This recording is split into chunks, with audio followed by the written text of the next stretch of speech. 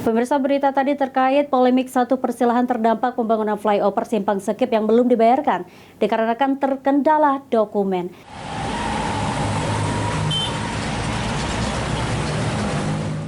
Terkait pembangunan flyover Simpang Sekip Palembang yang sebelumnya masih menyisakan permasalahan pembayaran ganti rugi satu persilahan warga terdampak, akhirnya pihak PUPR Palembang memberikan penjelasan.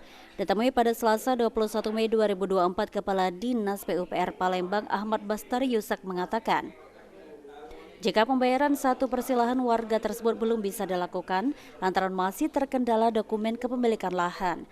Untuk itu, Dinas PUPR Palembang sudah berkonsultasi dan berkoordinasi dengan tim penilaian Kantor Jasa Penilaian Publik atau KJPP dan BPN untuk mengetahui kelengkapan dokumen kepemilikan lantaran pada satu persilahan tersebut terdapat jaringan pipa gas yang merupakan kepemilikan Pertagas.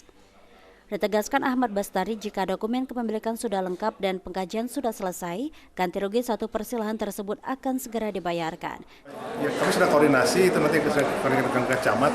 Saya kira masalah nanti kan ada tim penilai sebenarnya. Tim penilai untuk ganti rugi itu ada konsulen KJPP dan juga surat-surat dari tanah dari BPN.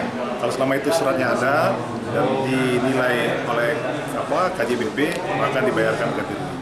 Sandi Pratama, PAL TV.